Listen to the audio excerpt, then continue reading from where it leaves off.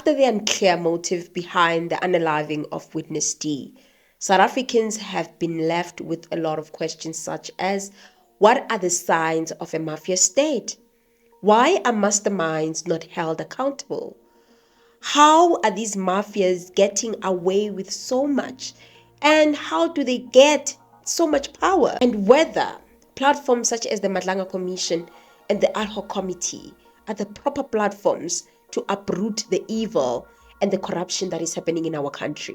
And I think this interview is a perfect attempt to make us to think better and deeper about these concerns that we are faced with in our country. And I wanted us to react to this together. It's a new thing for me, but let us try to react to this interview that happened yesterday with Carter Blatch and the responses to these questions. Similar to the Murray murders, we know a lot about who was behind it. Maybe not all the information, but it begs the question, why are the masterminds not being held accountable? It's a great question, and it's a pivotally important one, and the answer is relatively simple. The police do not have the ability to investigate complex crimes such as these. You know, we must be frank about the situation. All the names that you've mentioned are individuals who have been assassinated, and what immediately follows are police investigations. Sometimes, if you are lucky, the alleged hitmen will be arrested, but that seems to be where the work ceases. And if we really want to bring about some form of accountability and have these killings halted or stopped, or their flood arrested in some manner, we have to dismantle the entire murder value chain. These are not hitmen who wake up in the morning and decide to go execute a killing. They're paid to be there. And until we put the entire value chain behind bars, including the masterminds, these killings will keep happening. Joy, the handling of the Clute and Thomas Murray murder, I mean, it's been years now, but just if we look at that as an example, what have we learned? Well, what's extraordinary is that, and Jeff's colleague Carl Khan has done an amazing work on this, is that it seems like within a month, there was a very clear evidence of who may have been the perpetrators. We're now 3 years, or well, not quite 3 years, we're almost 3 years down the line. We're into the third police team. One of the people who was, in fact, two of the people, the generals that were in charge of the investigation, have been implicated in the Madlanga Commission. And to this day, even though the perpetrators seem to be known to the police, there are no arrests. They haven't even gone to ask them questions. Phil, does this send a message that you know, the people behind these killings, that it works? It works in silencing these people, and also there seems to be no repercussions, no justice. You know, I do want to touch on why I do think like they've been disrupted or are being disrupted. Take, for example, Babita Deokaran's. With Jeff's detailed work, you see the HOD of the Gauteng Department of Health has been suspended. I do think there's disruption to that value chain of corruption at Tembisa Hospital because of a cocktail of things. So it's Jeff's work, the SIU report comes out of that, public opprobrium against it grows significantly. And I think in the Murray murders as well, there hasn't been the kind of justice that you've seen, but I do see that certainly some of the kingpins are sitting in jail, and that their ability to live with those fancy cars and with complete impunity. I think this part is very important, that these people are doing these criminal acts and they still live large. For example, we even know people like Mahangwani Maumera, who's still living large, still living the life Iphilayo. Even though I don't want to make allegations against Hangwani, because everything is alleged. We don't even know if really he is the person behind the unaliving of Mama Babita. But those people are living large and nothing is being done. Even when they're in prison, they still continue with the hits. Even Begitele once said that these hits are still continuing. Actually, they start in prison. So this is like a perfect example to show you that the SARS should do something about this. The SIU should do something about this, because it seems like we are not equipped enough to ensure that we end this from the ground, and that if you have big assets and you're living large and you've been accused of being, part of some syndicate, something needs to be done with your assets. Let us continue. There has been some measure of disrupting it, and for me it's very important that you keep hope and can-do alive, and SARS, for example, is a fabulous example of how you can use tax to disrupt the money You flows, and mentioned they've the done SIU that. and SARS, but not the police. Do the police protect whistleblowers and people who try to fight this organized crime in our country that are not in the police? Jeff, I saw you nodding with Ferriel. You agree with some of it? I think I agree to a certain extent. I think the networks of corruption have been disrupted, but what we've not yet seen is any sort of dismantling of the guns for hire and the consequence aspect of what could befall a whistleblower or an official who stands against corruption. In Babita Deokaran's case, 6 hitmen have been arrested and sentenced. Some will be coming out on parole next year, or at least be eligible for it. The mastermind in that matter still breathes free air more than 1,500 days after that murder. We should all be shocked and disappointed by that, but because of the volume of murders and targeted assassinations we deal with, we're the slowly boiled frog in the pot. Joy, you've done investigations. You've referred to Carl Cowan's investigations. Jeff's done investigations. He's done arguably a lot of the work that the police was supposed to do. Where is the police in all of this? Well, I mean, I've just been looking at the Madlanga Commission, for instance, and I've looked at there's 7 generals implicated in the Madlanga Commission. Now, okay, we know that those accusations still need to be tested. But it seems like solving crime is an afterthought. They're so busy fighting among themselves for control of either crime intelligence or various other parts of, tenders. So they're not solving the crimes. And it looks like the police are not protecting the people who are standing up to the elements in this mafia state, the organized cartels that are behind a lot of the dysfunction that we see in our society, Joy. So do we hold them accountable for that, or are they being held accountable for that at all? My view is no. I mean, if you look at what's happened at Madlanga, who's monitoring the monitors? Who's looking at the generals? Nobody has been held to account yet. There's been some really shocking allegations. So my view is that our hope lies with IDEC. But IDEC's going to need... I really don't think so. I don't agree with the speaker that power needs to be given to the IDEC. I think just all the structures of justice in South Africa have been really captured, and there's a lot of problems in all these structures, from IDEC to NPA to the SAPS to crime intelligence. All of these structures, if it was possible, one would have just asked for a full reset of all of these structures, including the IDEC. I hear her saying that a new front should be formed, or a new unit should be formed to deal with all the allegations in Madlanga. I believe that you can form all those type of things, but at the end of the day, you are not going to the core of the issue. Our police are corrupt, and that is as simple as that. Even if you can form a new unit, you won't get rid of the corruption. Let us continue, because this part of the interview is very important, or the discussion, because they are talking about why are these people not arrested? Why is it that they have so much power and that they are not held accountable? Let us look into how the panel answered or attempted to answer this question. Graham, how were these cartels or mafias able to get so much power? I think we're seeing a lot of... remember, organized crime, and when we're talking mafia, it's organized crime. It's a group of people who don't go to work every day. They are doing crime as a job. And what they're doing is they are able to use top-level cover, whether it's in the police or government. And on top of that, what they really need is a corrupt system. Organized crime cannot operate without corruption. And it's corruption that's flowing into all those sectors that's allowing them to continue. Are they operating separately? Like we said, there is a construction mafia here, taxi mafia there? It certainly is, but what's really concerning is that you're seeing more and more where these businessmen are involved in many, many levels. So if you'll find one guy doing construction mafia, but at the same time possibly moving gold for someone else. It's or part of some illicit drug trade and cross-border money movements leading to money laundering, you name it. So I think where police are really struggling, except for being underfunded and just overwhelmed at this stage, is the fact that so much of it has become interlinked. And it's difficult to know who's who.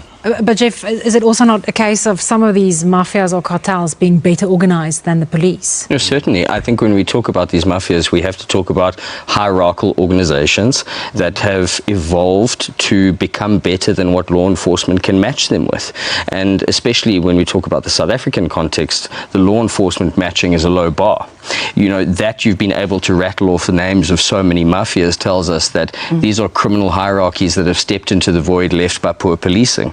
You know, this is the very purpose of an organization like Crime Intelligence that has to gather information and dismantle these networks. We've not seen it. And because of it, because of the ossified posture of the state on this, service delivery fails and people die as a result. But Jeff, I just want to ask you, I mean, Ferrell spoke about state capture earlier, and during those years we spoke about these patronage networks and how difficult it would be to dismantle that. How do we dismantle these networks between the bosses of these cartels and, in some cases, the police, high-profile politicians? There's many strategies to do it, but what is plain to me, at least, is that the entire value chain needs to be brought down and dismantled. That's not what we've seen. You know, we see sporadic incidents where you'll see arrests being made, but that's where it ends. And until we understand that we're dealing with, you know, this is the evolution of state capture, not only in the state, but in the private sector as well.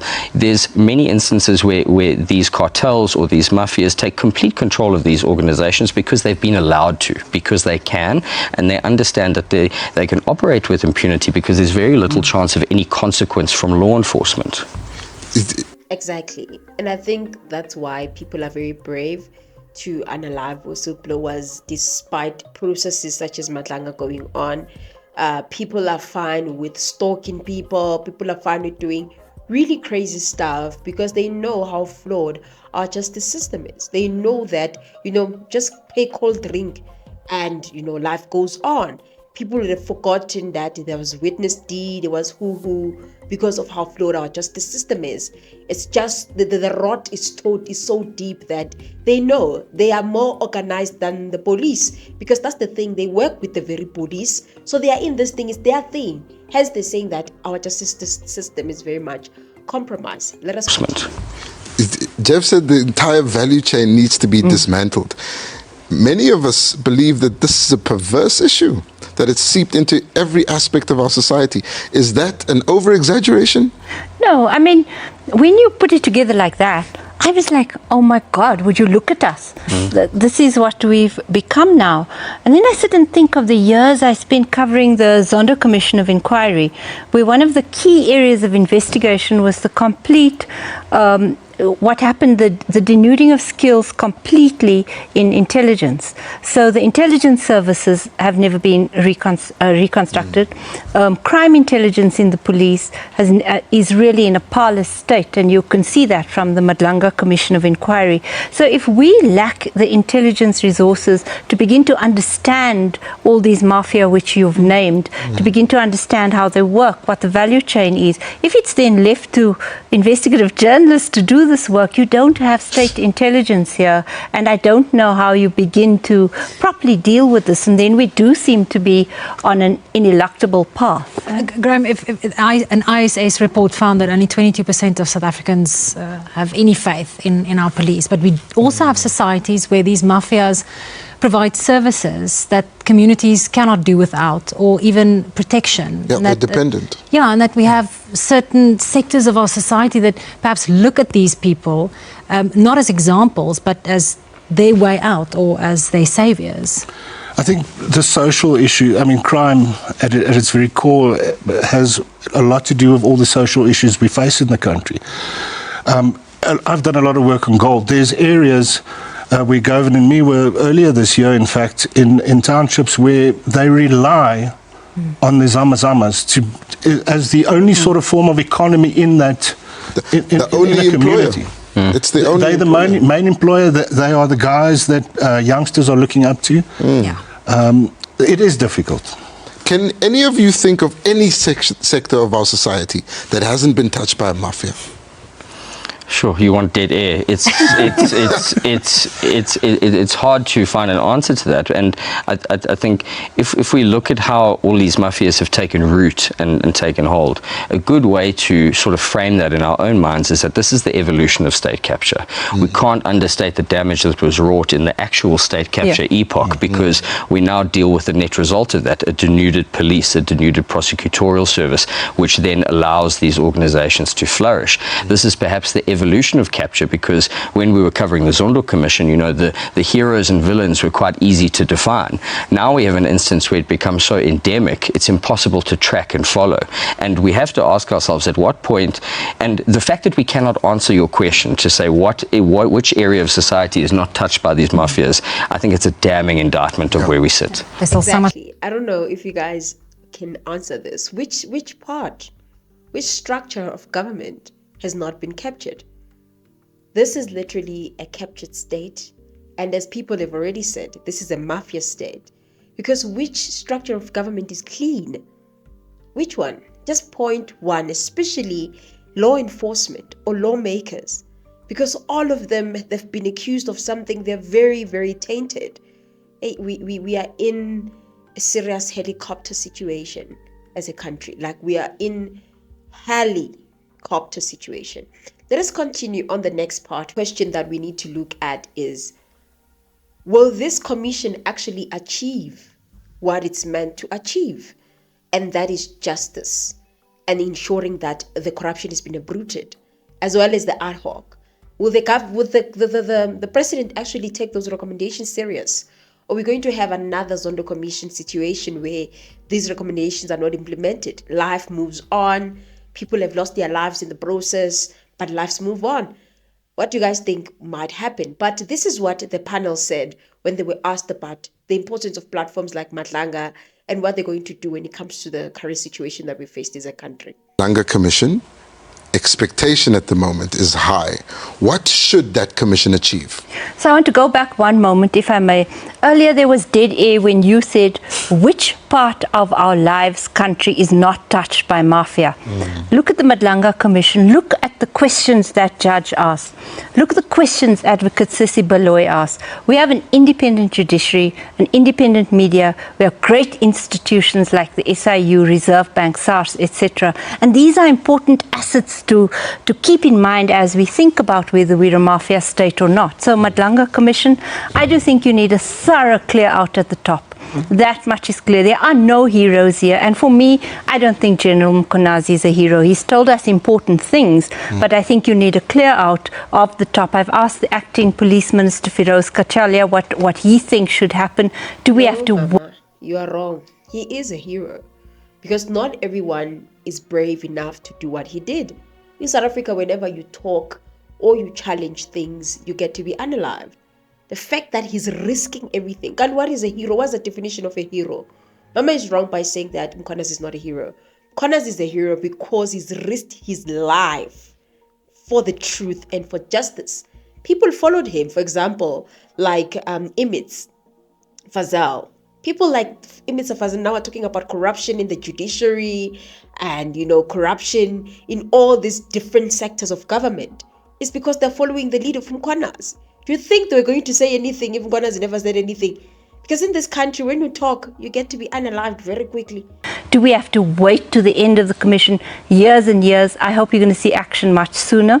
17th of December, the commission makes its first interim report to the president. As the public, we have to keep their feet to the fire to ensure you don't end up with the Zondo Commission where 3-4 years on, you don't see any big fish fried and you don't see enough meaningful changes to turn the direction of our country. But Jeff, is this the correct forum? I mean, talk about the Zondo Commission and those implicated have taken the commission's findings on review. We haven't seen any arrests or prosecutions. Will the same not just happen after this? Should this not have been done in a court of law? I think it's the best forum we could hope for. I think on the back of General Mkhwanazi's revelations, it's clear already, or it was clear to most of us then, that the police cannot investigate themselves. This could not have been done internally, and it required a jurist or a team of jurists to, have the power of subpoena and really get to the heart of the rot. If we have any hope of turning around the South African Police Service and making it into a functional organization that can deliver on its constitutional mandate, this is the time for it to happen. Now, I don't know. We if you may guys do you think Madlanga is the perfect platform, especially considering that they can only make recommendations? Do you think that the court platform would have been better, especially in light of the witness D's unaliving? Think about witness D's testimony in unaliving. Imagine if that was said in the court of law. Yes, they can still use his recording as evidence in the court of law. But do you think that if this process was taken straight to court, it was going to be better? And also think about Senzo Meyiwa, that Senzo Meyiwa is in court, but has been in court for years. What do you think, guys, are proper platforms for us to actually tell the truth and know the truth and get the justice? Madlanga is very pushing this time, very effective platform, I'm not going to lie. But they're just going to make recommendations. They're not going to force anything. They're just going to recommend that, you can do this. They're just going to advise the president. Then we have platforms like the Senzo Meyiwa case, where the court actually adjudicates on the matter, but it takes long and years and years and years. Which is the better, effective platform for justice? What do you guys think the government can do now, when it comes to that? We may fall into the trap of the Zondo Commission, which makes recommendations and then a large proportion of those recommendations get sat upon. If there's no political will at the end of this process, this entire commission and all of its work would have amounted to naught. But at least now, the South African public has an understanding of exactly what is going on. But Jeff, to those with a political will, are they not compromised? Certainly, yes. But now you have an electorate that can say, we understand exactly what has gone wrong in this organization. We know that it's an organization beset by political faction fighting and being distracted from the business of the day, which is protecting South African citizens. And we're beset by mafias. And then that electorate can go and vote those in political will into power. But what we're seeing is lower voter turnout, more voter apathy, and whether that's driven by this question that we're asking, if we're living in a mafia state, will be determined at the next election. Your colleague at News 24, Jeff, Carl Cowan, says the police are the biggest mafia in the country, that they've devolved into something unrecognizable. Joy, what does that tell you about whether we are living in this mafia state? Well, let's look at one thing.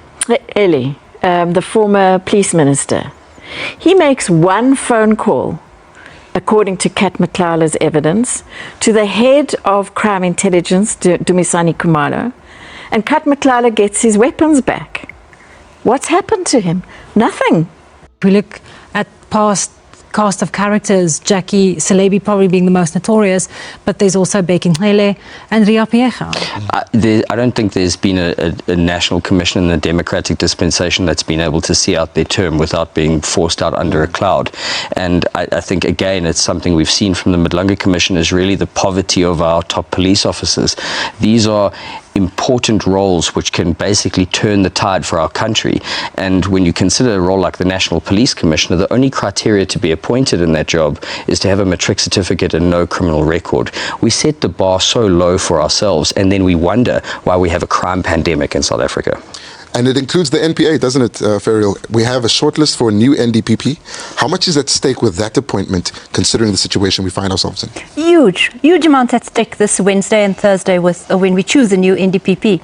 I do think Shamila Batoy has done the work of trying to reform the organization, which was completely captured, because that's how you ensure your presidential impunity in an era of state capture.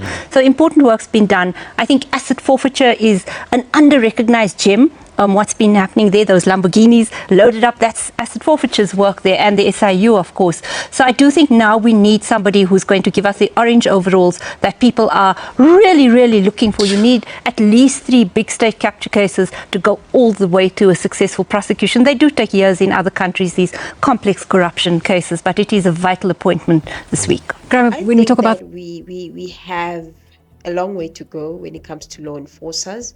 For example, like the prosecutors, like the police, the National Police Commissioner.